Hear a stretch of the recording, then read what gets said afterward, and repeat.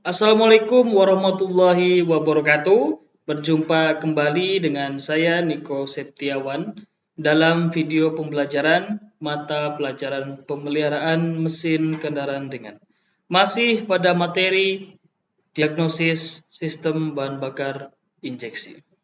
Sebelum kita memulai pembelajaran kita pada hari ini, mari kita bersama-sama mendoakan agar Indonesia kita tercinta, khususnya di daerah Brebes, Jawa Tengah, semuanya kembali normal, semuanya kembali baik seperti sedia kala. Pandemi ini juga kita doakan agar cepat berlalu, agar kita dapat bertemu kembali secara langsung.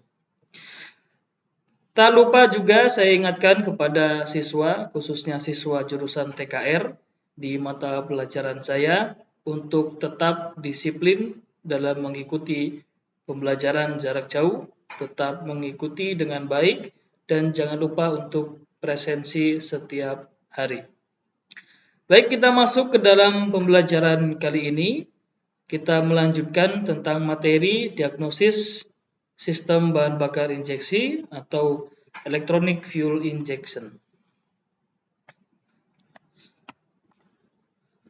Sebelum kita masuk ke materinya, saya ulangi kembali apa itu yang disebut dengan diagnosis, kemudian macam-macam diagnosis, bagaimana kita melaksanakan diagnosis, langkahnya, dan menentukan apa saja yang harus kita lakukan pada saat mendiagnosis suatu kendaraan. Jadi diagnosis itu merupakan prosedur yang perlu dilakukan untuk menemukan kerusakan atau permasalahan pada kendaraan sebelum dilakukan perbaikan. Sehingga melalui diagnosis akan ditemukan jawaban yang akan dipergunakan sebagai dasar untuk melakukan perbaikan atau penyembuhan terhadap gejala-gejala kerusakan pada kendaraan. Jadi bahasanya diagnosis itu sama seperti mungkin para dokter, para perawat, para bidan dan sebagainya mendiagnosis suatu penyakit yang ada pada manusia gitu, yang ada pada tubuh orang, tapi kita di sini diagnosisnya kendaraan, khususnya mobil, kendaraan ringan. Nah, itu termasuk ke dalam prosedur. Jadi sebelum kita memperbaiki, tentunya kita harus tahu dulu apa yang akan kita perbaiki, apa penyebab kerusakannya, kemudian langkah-langkah untuk memperbaikinya. Itu yang disebut sebagai diagnosis. Selanjutnya, untuk melangkah ke diagnosis kendaraan, kita perlu dulu melakukan penentuan langkahnya. Apakah kita mau pendekatan secara ilmiah atau pendekatan secara trial dan error. Pendekatan ilmiah ini biasanya digunakan oleh para guru ya, para guru kemudian para pendidik dalam melaksanakan pembelajaran terhadap siswa-siswinya, itu disebut dengan pendekatan ilmiah.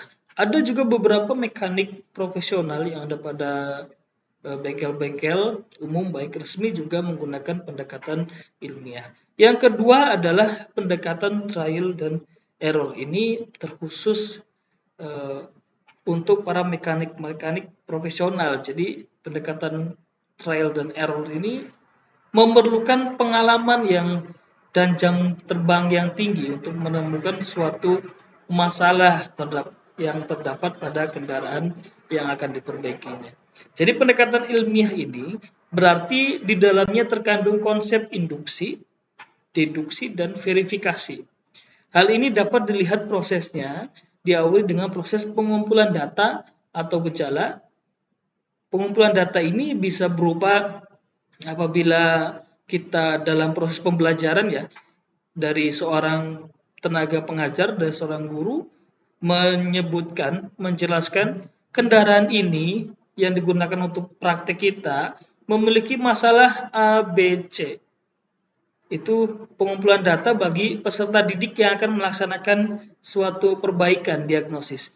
Atau apabila ada suatu kendaraan yang masuk ke dalam bengkel, kemudian si mekanik menanyakan, mengumpulkan data dari si driver atau dari konsumen yang akan melaksanakan perbaikan di situ. Kemudian setelah pengumpulan data, dilaksanakanlah suatu analisis data. Data tersebut yang didapat dianalisis nih. Apa sih kerusakannya? Sebelum kita menentukan dengan jelas dan melihat apa kerusakannya, dianalisis terlebih dahulu. Dan penarikan kesimpulan. Kemudian dilanjutkan dengan verifikasi. Verifikasi itu berarti jelas kerusakannya A, B, C, dan sebagainya.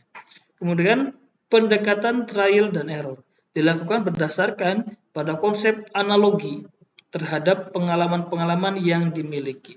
Biasanya tuh kalau kita pergi ke bengkel untuk melaksanakan perawatan, atau mungkin ada konsumen yang masuk ke bengkel sekolah gitu ya, kemudian menanyakan kepada guru, Pak, mobil ini seperti ini, mobil saya seperti ini, apa sih penyebabnya?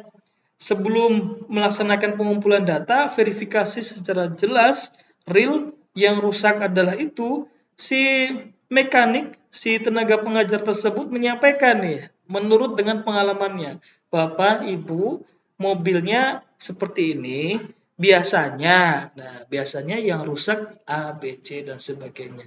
Itu adalah menentukan langkah diagnosis kendaraan. Bagaimana apabila kita matching ya? Matching berarti lebih bagus lagi antara pendekatan ilmiah yang sesuai dengan data yang ada real, kemudian juga memberikan pendekatan secara trial dan error menurut dari pengalaman yang sudah kita punya. Nah, itu. Selanjutnya, langkah diagnosis. Ada 4 langkah untuk mendiagnosis suatu kendaraan, suatu kerusakan yang ada pada kendaraan. Yang pertama, perumusan masalah. Perumusan masalah ini proses penerjemahan bahasa dari bahasa driver atau pemilik kendaraan ke bahasa bengkel atau teknik.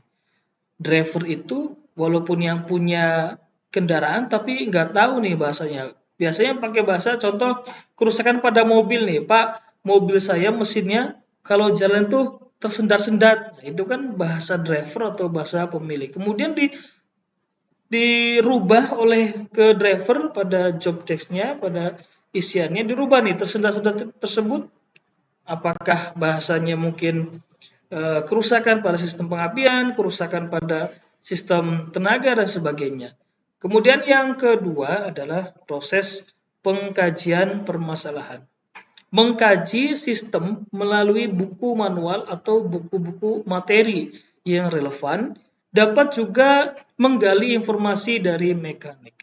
Jadi setelah kita mendengarkan perumusan masalah dari driver, dari yang punya kendaraan, kemudian kita mengkaji apa sih permasalahannya, kemudian kita lihat pada buku-buku manual perbaikan dari mobil tersebut, oh ternyata ini masalahnya, yang membuat mobil tersendat sesuai dengan buku ada 3 contohnya, mungkin pengapian atau kompresi yang lemah dan sebagainya. Itu adalah proses pengkajian permasalahan. Kemudian yang ketiga yaitu langkah pengujian kemungkinan kerusakan. Setelah si driver datang, si konsumen datang, kemudian melaporkan apa kerusakannya, si mekanik ini akan menguji tersendatnya itu seperti apa sih. Menguji itu bisa di lane general itu ya, hanya tidak dipakai jalan, diam di situ kalau mungkin masalahnya bisa terlihat secara visual atau dapat dirasakan tanpa harus running out, tidak harus setir keluar gitu ya. Atau bisa juga dicoba oleh mekanik dengan menaiki kendaraan konsumennya, kemudian mencoba, oh ternyata tersendat-sendatnya seperti ini. Oh ternyata ada masalah lain, contohnya remnya bunyi dan sebagainya, itu bisa terjadi. Itu adalah langkah yang ketiga. Dan langkah yang terakhir, langkah yang keempat adalah merumuskan kerusakan. Berdasarkan dari hasil pengujiannya. Jadi langkah 1, 2, dan 3 itu harus runtut. Berdasarkan hasil pengujian, akhirnya ditemukan jawaban atau kerusakan yang terjadi. Dari pertama tadi cerita si driver, kemudian dikaji sesuai dengan buku yang ada, dengan pengalaman yang ada, setelah itu dipastikan dengan pengujian secara langsung kemungkinan kerusakannya, nah ditemukanlah, dirumuskanlah masalahnya. Masalahnya adalah businya mati, contoh pada kasus yang tadi yaitu mesin tersendat-sendat. Nah, itu adalah 4 langkah mendiagnosis kendaraan. Selanjutnya, saya ambilkan contoh kerusakan yang ada pada kendaraan.